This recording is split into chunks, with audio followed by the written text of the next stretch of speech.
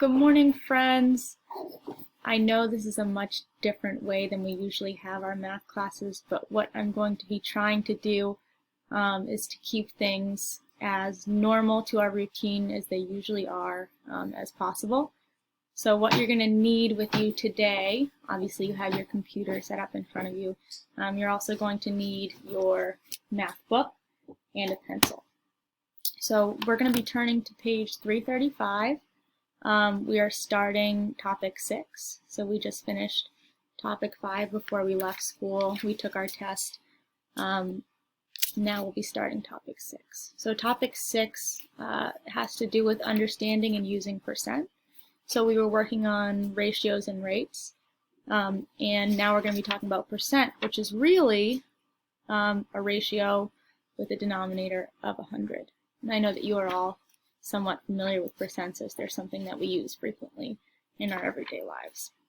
So if we're looking at page 335, what I'm going to ask you to do is to attempt to do the warm-up on your own, as we usually do. That's Parker, she's fine. So we're going to attempt to do the warm-up on our own, as we usually do. And what I want you to do is, throughout this video, there are going to be times where I ask you to press the pause button. So that will allow you time to work at home, and then you'll resume the video and we'll go over the answers. So clearly you hit that pause button for as long as you need to finish the problem. Alright, so this, I'm at the top of page 335, and this says the intention of the lesson is to represent and find percent of a whole. So the question asks us, Tom made a vegetable pizza and a pepperoni pizza. He cut the vegetable pizza into 5 equal slices and the pepperoni pizza into 10 equal slices. Tom's friends ate 2 slices of vegetable pizza and 4 slices of pepperoni pizza. And now for part A, we're being asked to divide each of these, rectangular pizzas into sections to represent the equal slices into which each pizza was cut. So we know that the vegetable pizza and the pepperoni pizza were cut into a different number of pieces. So I'd like you to go ahead and try that now to divide up those 2 pizzas. Alright, so hopefully you've all had a chance to attempt this problem, and we're going to go ahead and do an example on the main screen here. So our first pizza, if we look at our vegetable pizza, the directions tell us that the vegetable pizza is cut into 5 equal slices. So we're going to try and divide this pizza into fifths, and my fifths might not be perfect here, as you guys well remember from my board drawings. So 1, 2, 3, 4, 5, and they are not exactly equal, but they should be. Alright, and then our second pizza, our pepperoni pizza, you'll notice, and this is important, that both pizzas are the same size in total. So it's not like this rectangle is smaller than this rectangle. They're the same size rectangles, but we are dividing them into different amounts of slices. So the second pepperoni pizza is divided into 10 equal slices. So I will need twice as many slices. So my pieces should be approximately half the size as when I was drawing fifths. So let's see if that works. So 1, 2, 3, 4. I really should have drawn fifths first and then divided them in half. I'm going to try this. 1, 2, 3. 1, 2, 3, 4, 5, 6, 7. Whoops. 8, 9, 10. So as you can see on our pepperoni pizza, we have some highly unequal slices, which is not the intention. But it'll work for our purposes. So you guys imagine that these pieces are equal, please. And we're going to take a look at what we need to shade. So he cut the vegetable pizza into 5 equal pieces, okay, and we've drawn our lines to represent the equal slices. All right, now what's being asked of us is to shade in. So Tom's friends ate 2 slices of vegetable pizza, so we're going to shade in, I picked green here, 2 slices of vegetable pizza. Okay, so there's 1. And there's 2. Oh, wow. Oh, boy. Nope, that's not very good. Okay. And then we're going to pick, hi, Parker. we're going to pick red and we're going to shade in 4 slices, 1, 2, 3, 4 of pepperoni pizza. Now this isn't, again, a perfect diagram. So because of my unequal slices, this won't be perfect, but the idea is that these 2 amounts of pizza, so we have 2/5 of the vegetable pizza. So over here we can write that this is 2/5 that were consumed of the vegetable pizza, and then over here in the pepperoni pizza we have 4/10 that were consumed.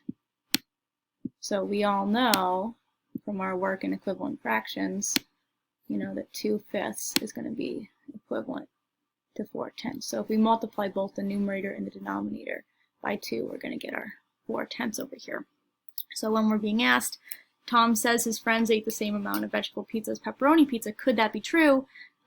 Yes, it is true, right? The pizzas were cut into a different number of slices, but the 2/5 of the vegetable pizza is going to be equivalent to the 4/10 of the pepperoni pizza.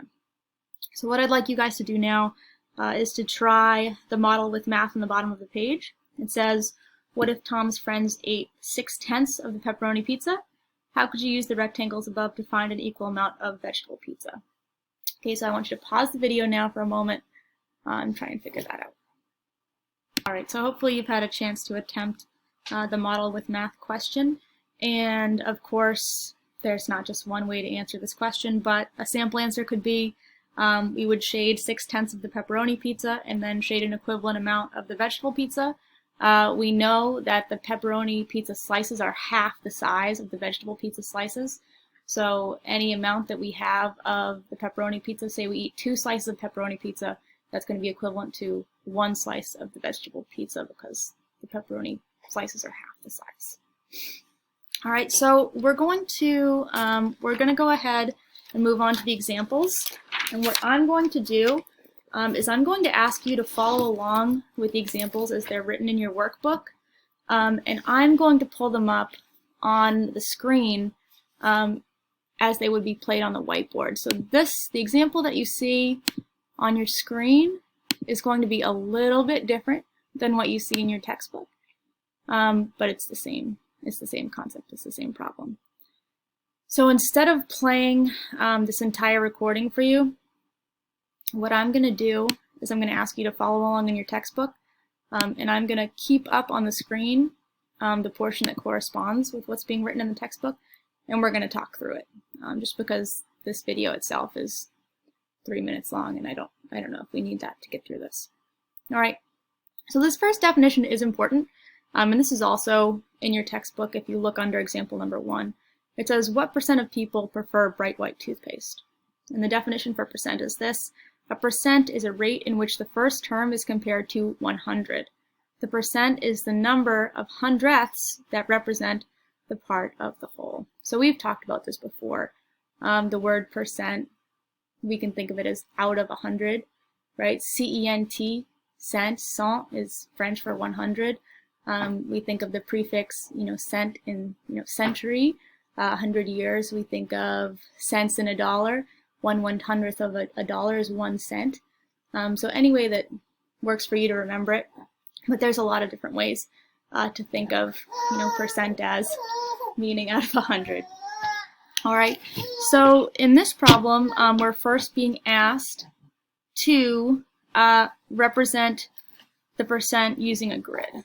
And this is something you guys are going to see often throughout this topic, which is the use of a hundredths grid to represent percent. So each square in this grid is 1/100th. If you look at the grid itself, it's a 10 by 10 grid, right? 10 across the top, 10 down the side, 10 by 10 equals 100 in the grid. Okay, so each portion that's shaded, each square that's shaded, equals 1/100th. So that being said, if we want to represent 70 hundredths, or 70%, what are we going to shade? We're going to shade 70 squares. So since we know that each column of squares equals 10, we can shade 7 columns to get to 70%, right? 7/10, if we were just counting columns, there would be 10 columns in this grid, 10 tenths. So we would have 70 tenths. Excuse me, 7 tenths and 70 hundredths if we were to shade 70%. How would this change if we were being asked to shade 65% using this grid? We would shade 5 less squares. Okay, so this grid as a whole, if it were all shaded in, would represent 100%. If the entire grid was shaded in, it would represent 100%. Okay, so I'm going to scroll to the next portion of the problem.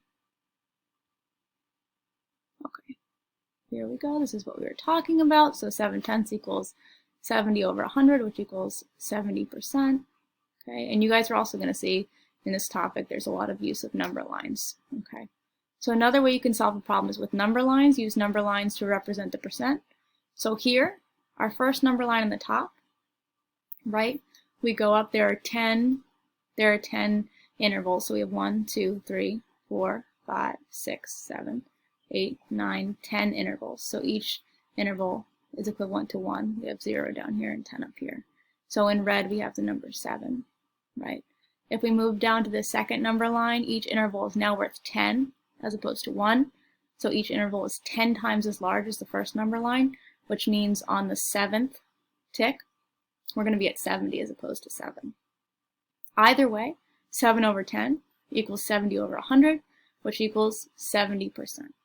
And even though we do have the 7 over 10 over here, which is equal to 70 over 100, when we're talking about percent, right, we're talking about out of 100. Right, so we wouldn't necessarily write a percent as this, 7 over 10. We would write it this way.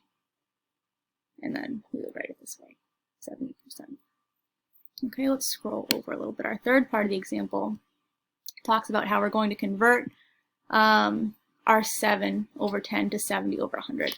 And this is similar to what we did when we were creating unit rates in our last topic. So what we're looking to do in our unit rates, right, we were trying to make a rate with a denominator of 1. Now in percent, we're trying to make a rate with a denominator of 100. So in percent, the denominator always has to be 100. So this is a pretty simple example. We're trying to get from 10 in our denominator to 100. We're going to multiply by 10. Now we're going to multiply the numerator by the same thing. Okay, so this is a pretty straightforward example. They will get a little tougher than this. Okay, so exactly what we said, we'll multiply the numerator and the denominator both by 10, we'll get to 70 over 100. 70 over 100 equals 70%. If you guys were to do this out as a division problem, 70 divided by 100, you would get 0.7. So this is a decimal, would be 0.70.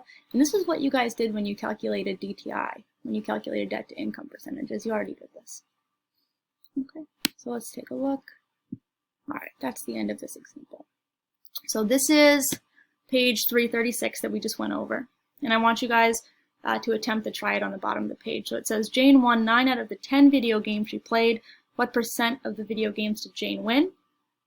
I want you to try that. And then the second portion says, when using an equivalent fraction to find a percent, why do you write 100 as a denominator? So I want you to pause the video right now and give those a try. All right, so for our answers for the try it section on page 336, the first part, so Jane won 9 out of 10 video games. She won 90%, right? 9 over 10 is equivalent to 90 over 100, and she equals 90%. Okay. The second portion, it asks us, why do we write 100 as a denominator and a percent?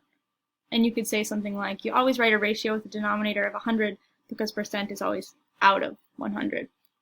And any variation on that answer would be fine. All right, so I already moved the screen. I'm going to have you guys turn over to page 337 and take a look at 337, and we're going to look at the second example on 337. So example 2 says each line segment represents 100%, but the segments are not the same length. Use equivalent rates to find the percent or part of each line segment that points A and B represent. Okay, so we have 2 line segments here. And what you'll notice is the first one is 2 inches long and the second one is 4 inches long. But what you'll also notice is the end of the line segment, no matter how long it is, represents 100% of that line segment. So what we're getting at here is that a whole represents 100%.